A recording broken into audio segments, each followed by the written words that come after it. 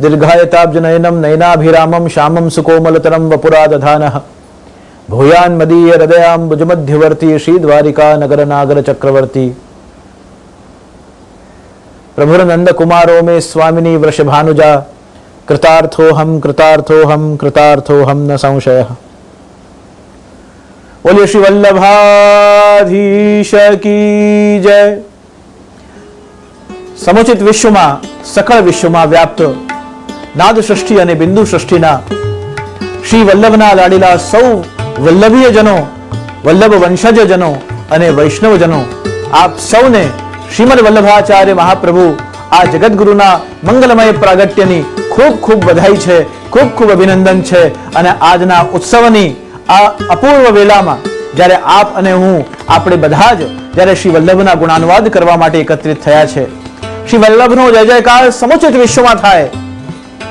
વલ્લભના નામનો ડંકો, સિદ્ધાંતનો ડંકો, શ્રી વલ્લભે બતાવેલા આ દિવ્ય સિદ્ધાંતો અને માર્ગ પર ચાલનારા સૌ વલ્લભના પ્યારા વૈષ્ણવોનો અને શ્રી વલ્લભ વંશજોનો ડંકો સમુચિત વિશ્વમાં હંમેશા ગાજતો રહે એવી શ્રી વલ્લભના ચરણે આજના ઉત્સવના દિવસે આપણે અભ્યર્થના કરીએ। અને આપ સૌ વલ્લભીયજનો જ્યારે ઠેર ઠેર આખા વિશ્વમાં આ વલ્લભનો ઉત્સવ એક સાથે જય જયકાર કરીને મનાવી રહ્યા છો, આપ સૌના મનમાં શ્રી વલ્લભના આ પ્રાગટ્યની શુભ ઘડીએ ભલે શરીર આપણું ગમે તે વિશ્વના ખૂણામાં હોય, પણ આજે આપણું મન, આપણી બુદ્ધિ, આપણું ચિત્ત, આપણું સ્વભાવ અને આપણી સકળ ભાવનાઓ આજે ચંપારણમાં શ્રી વલ્લભના ચરણારવિંદમાં પહોંચી છે। શ્રી વલ્લભના ચરણારવિંદમાં એટલા માટે પહોંચી છે કે પ્રભુ આજે ખડખડાટ વટસ્થ પત્રસ્થ પુટેશયાનમ એ ભાવથી બાલમ મુકુંદમ મનસા સ્મરામી, એ ભાવથી આજે શ્રી વલ્લભ અગ્નિકુંડની વચ્ચે પોતાનું એક અંગુષ્ઠ મુખારવિંદમાં લઈને અને એ ચરણના અંગુષ્ઠને મુખારવિંદમાં લઈને અને માનો પ્રભુ સમસ્ત વૈષ્ણવ સૃષ્ટિના, વલ્લભ સૃષ્ટિના સમસ્ત દુઃખોનું પોતામાં નિગ્રહ કરતા હોય અને સૌને પ્રસન્નતા પ્રદાન કરતા હોય એવું શ્રી વલ્લભના આ બાલરૂપનું દર્શન આપણા અંતરમાં આજે થઈ રહ્યું છે। અંગુષ્ઠ ચોષણમ ગૂઢ રસ પોષણમ સ્વલ્પ સંતોષકમ કૃષ્ણચંદ્રમ, આજે વલ્લભ શું કરી રહ્યા છે? બાલ સ્વરૂપે બિરાજીને અંગુષ્ઠ ચોષણમ, આપણા સૌના દુઃખો જે આપણે શ્રી વલ્લભના ચરણારવિંદમાં સમર્પિત કર્યા એ તમામ કષ્ટ, આપણા દુઃખો, આપણી તમામ આધિ વ્યાધિ ઉપાધિ જે વલ્લભના ચરણારવિંદમાં આપણે અર્પણ કરી એને શ્રી વલ્લભ આજે શું કરી રહ્યા છે? અંગુષ્ઠ ચોષણમ, એનાથી આપણા સકલ કષ્ટોને, આપણા તમામ આપત્તિ વિપત્તિઓને પ્રભુ પોતે પોતાના અંદર નિગ્રહ કરી રહ્યા છે। સાથે સાથે જે આપણું કષ્ટરહિત આનંદમય જીવન બન્યું છે એને ગૂઢ રસથી આજે પ્રભુ સિંચિત કરી રહ્યા છે। ગૂઢ રસથી સિંચિત કરી રહ્યા છે એનો મતલબ એ થયો કે આપણામાં પુષ્ટિ ભાવનો ઉદય, શ્રી વલ્લભને આપણે જો કેવલ જગતગુરુ સમજતા હોઈએ તો ન સમજીએ, સાક્ષાત વસ્તુતઃ કૃષ્ણ એવા સમજીએ એવા ભાવનું પ્રાગટ્ય આજના શુભ દિવસે આપણા મનમાં થાય। શ્રી ઠાકોરજીને આપણે કેવલ વિષ્ણુ વિગ્રહ સમજતા હોઈએ કે આ તો ભગવાન વિષ્ણુનું એક સ્વરૂપ છે, એમ નહીં, પૂર્ણ બ્રહ્મ પરબ્રહ્મ તું કૃષ્ણો હિ સચ્ચિદાનંદકમ બૃહદ, આપણા સચ્ચિદ અને આનંદને પ્રદાન કરનારા એ પૂર્ણ બ્રહ્મ છે, પરાત્પર પરબ્રહ્મ છે, સાક્ષાત પરબ્રહ્મ પરમાત્મા એ પ્રગટ પુરુષોત્તમ એવા આપણા શ્રીજી બાબા શ્રી કૃષ્ણ છે। આ ગૂઢ રસ પોષકમ, વૈષ્ણવને જો આપણે સામાન્ય વૈષ્ણવ સમજતા હોઈએ, કોઈ વૈષ્ણવ સામાન્ય હોતો નથી। જેના ગળામાં તુલસીની કંઠી છે, જે ઠાકોરજીના ચરણારવિંદનું તિલક મસ્તક પર ધારણ કરે છે, જે પરસ્પર જય શ્રી કૃષ્ણ બોલે છે, જે એકાદશીનું વ્રત કરે છે, જેના માથે શ્રી ઠાકોરજી બિરાજમાન છે અને જે ઠાકોરજીની સેવામાં પ્રવૃત્ત છે, જેને કીર્તનનો ભાવ, રહસ્ય અને હાર્દ સમજાય છે, જે સદાકાળ ચરણામૃત લઈને પોતાનો દિવસ પ્રારંભ કરે છે, ઘરમાં પોતાના રહે છે પણ એ ઘરની માલિકી માનો પોતાના પ્રિયતમ પ્રભુની માને છે, સદાકાળ જેના મનમાં દીનતા છે, સદાકાળ જેના મનમાં વૈષ્ણવતા છે, સદાકાળ જેના મનમાં સમર્પણ અને શરણાગતિનો ભાવ છે, એવા ગૂઢ રસને આપણે સમજી એને આત્મસાત કરીએ અને આત્મસાત કર્યા બાદ એને આચરણમાં મૂકવા માટેનું આ સુઅવસર શ્રી વલ્લભાચાર્યજીના મહાપ્રભુજીના પ્રાગટ્યનો શુભ દિવસ છે। ગૂઢ રસ પોષકમ, અને ત્યારબાદ શ્રી મહાપ્રભુજી શું કરી રહ્યા છે? સ્વલ્પ સંતોષકમ કૃષ્ણચંદ્રમ, સ્વયં સ્વલ્પ સંતોષકમ, આપ જેટલું પણ એમને આપના માનની એમને કોઈ અપેક્ષા નથી, આપ એમની પ્રશંસા કરો એની પણ એમને કોઈ અપેક્ષા નથી। એ તો વડો આપણને એક ઉદાહરણ આપે છે કે ન ફલાર્થમ ન ભોગાર્થમ ન પ્રતિષ્ઠા ન પ્રસિદ્ધે. જો મારો જીવ હોય, મારો વૈષ્ણવ હોય, જો મારા નિજજન હોય તો એ ફલ માટે, ભોગ માટે કે કોઈ પણ પ્રશંસાની અપેક્ષા વગર પોતાના ભક્તિનું કાર્ય એ અસ્ખલિત રીતે કરતો રહે. ये उसकी मोहब्बत का गजब सा सिलसिला है. न उसने कैद में रखा और न हम फरार हो पाए.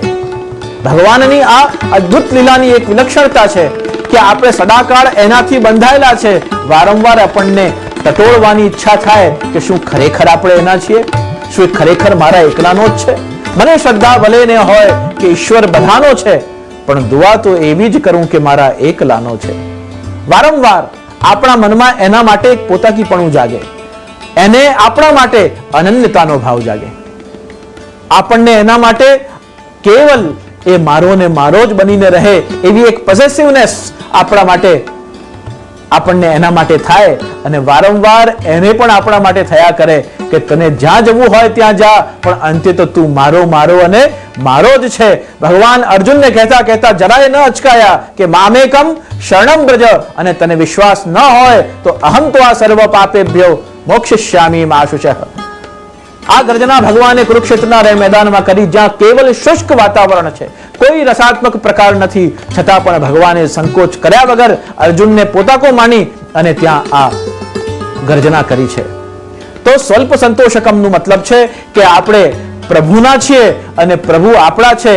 આ અનન્ય ભાવથી દ્રઢ આશ્રય રાખી અને સમર્પણના આ દિવ્ય માર્ગને, શરણાગતિના દિવ્ય સિદ્ધાંતોને આપણા જીવનમાં સાંગોપાંગ જીવવાનો પ્રયત્ન કરીએ. અને એ પ્રયત્ન આપણા જીવનની શૈલી બદલવામાં 3 પ્રકારે થઈ શકે. ગ્રંથ આપણને સહાયક થઈ શકે, પોતાનું આત્મચિંતન, સત્સંગ પછીનું ચિંતન આપણને સહાયક થઈ શકે, અને અખંડ ભગવદ નામ દ્વારા આ રસ આપણામાં ધીમે ધીમે ધીમે ધીમે સ્થિર થવા લાગે છે. જેમ ઉંમરની સાથે આપણી વિચારધારા, આપણા જમવાના ટેસ્ટ, આપણા અલગ અલગ પ્રકારના સંગીતના પણ રુચિ બદલાતી હોય છે, જેમ ઉંમરની સાથે સાથે આપણા અનુભવો અને આપણા જીવનના અલગ અલગ તબક્કાઓ બદલાતા હોય છે, તેમ રસમાર્ગમાં પણ, ભક્તિ માર્ગમાં પણ ક્રમશઃ રીતે એ સત્સંગથી પ્રારંભ થયેલી ભૂમિકા ધીમે ધીમે ધીમે ચિંતનમાં પરિણમે છે. એ ચિંતનમાં જ્યારે પરિણમે ત્યારે ધીમે ધીમે પછી એ પરંપરા આગળ જઈને એ કાર્યાન્વિત થતી હોય. એ આપના અને ઠાકોરજીના સંબંધ મજબૂત કરવામાં એ મૂળભૂત કડી બને છે. સત્સંગ પછીનું ચિંતન એ આપની ઠાકોરજીની સેવા, જે ઠાકોરજીને આપ હાથ પવિત્ર કરો છો સેવામાં, એ સેવા માનો આપના જીવનનું ધીમે ધીમે અંગ બનતું જાય. અને અવસરે સેવનમ અનવસરે સ્મરણમ, જ્યારે અનવસર કાળ હોય તે વખતે જ્યારે આપ નિરંતર આ નામ ચિંતનનું સ્મરણ કરો છો, ચિંતન કરો છો, તે વખતે માનો જે દ્વાર આપે સેવા દ્વારા ખોલ્યા હતા ભગવદ નામ દ્વારા, એમાંથી એ રસ આપ અંદર ઉતારી રહ્યા છો. તો આ પ્રકારે જ્યારે ભગવદ નામ અને સેવા બંનેની ક્રમ લઈને આપણે આગળ વધીએ છીએ, ત્યારે ચોથો તબક્કો જીવનનો આવે છે કે હવે આપણા જીવનમાં ક્ષણે ક્ષણ દરેક બાબતમાં વૈષ્ણવતાનું લક્ષણ આપણા આહાર, વ્યવહાર અને આપણી વાણી, ભાષા, ચિંતન પરથી પ્રગટ થવું જોઈએ. વૈષ્ણવ કેવી ભાષા બોલે, વૈષ્ણવનો વ્યવહાર કેવો હોવો જોઈએ, વૈષ્ણવની પોતાની દીનતા કેવી હોવી જોઈએ, અને એ વૈષ્ણવ પોતાના માથે વિરાજતા ઠાકોરજીના ચરણોમાં સદાકાળ સમર્પિત છે એવું એની બોડી લેંગ્વેજ, એના હાવભાવથી અભિવ્યક્ત થવું જોઈએ. પણ ઘણીવાર મનુષ્યનો સ્વભાવ એની ભાવના ઉપર હાવી થઈ જતો હોય છે. ઘણીવાર એની વાણીની કર્કશતા એની મર્યાદાઓને તોડવામાં એને કારણભૂત બનાવી દેતી હોય છે. ત્યારે વિવેકનું કાર્ય શ્રી મહાપ્રભુજી બતાવે છે કે વિવેકસ્તુ હરિસર્વમ. મારા વૈષ્ણવ તરીકેનું મારું પ્રથમ વિવેક એ છે કે મારી વાણી, વ્યવહાર, વર્તન દ્વારા એ દીનતાને જીવવી છે, સિદ્ધાંતોને સ્વીકારવા છે અને પ્રભુમય જીવન જીવવું છે.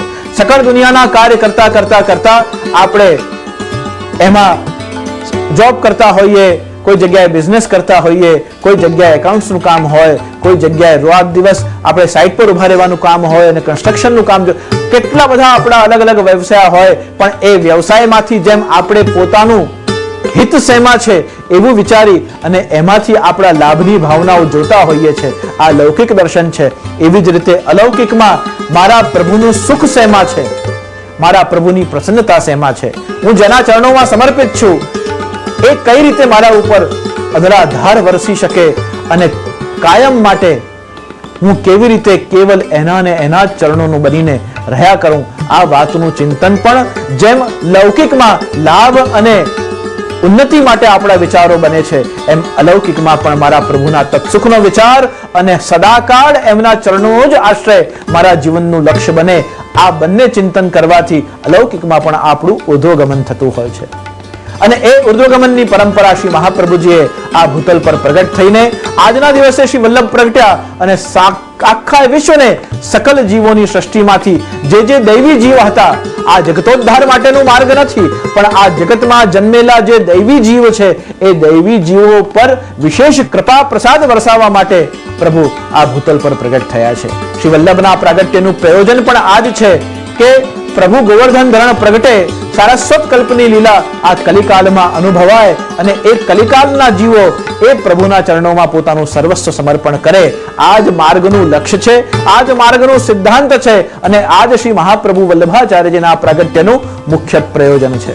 તો આજના આ દિવ્ય ઉત્સવના શુભ દિવસે જ્યારે આપ સૌ સત્સંગ કરી ઉત્સાહથી, કોઈ જગ્યાએ શોભાયાત્રા તો કોઈ જગ્યાએ મંગળ કળશની શુભ યાત્રા, કોઈ જગ્યાએ સત્સંગ તો કોઈ જગ્યાએ કેસર સ્નાન, કોઈ જગ્યાએ અલગ અલગ પ્રકારે કીર્તન સમાજ થઈ રહ્યા છે, કોઈ કેસરી પીળા લાલ વસ્ત્રોમાં સજી અને શ્રી વલ્લભને ભૂતલ પર પધરવાની માનવ વધાઈ આ લોકથી અન્ય સમસ્ત લોકોમાં મોકલી રહ્યા છે. એવું આજનું જ્યારે ઉત્સવમય આનંદમય વાતાવરણ બન્યું છે, ત્યારે ફરી એકવાર વિશ્વની સકલ વૈષ્ણવ સૃષ્ટિને શ્રીવર વલ્લભના પ્રાગટ્યના અનંત અભિનંદન અને ખૂબ ખૂબ મંગલ વધાઈ અર્પણ કરી શ્રી વલ્લભના ચરણે મારા શબ્દોને વિરમી રહ્યો છું અને આપ સૌના હૃદયમાં બિરાજતા જગતગુરુ શ્રીમદ વલ્લભાચાર્ય મહાપ્રભુજીના ચરણારવિંદમાં મારા આ સત્સંગના શબ્દોને સમર્પિત કરી પુનઃ એકવાર મંગલ વધાઈ સાથે મારા શબ્દોને વિરમું. શુભમ ભવતુ, કલ્યાણમસ્તુ.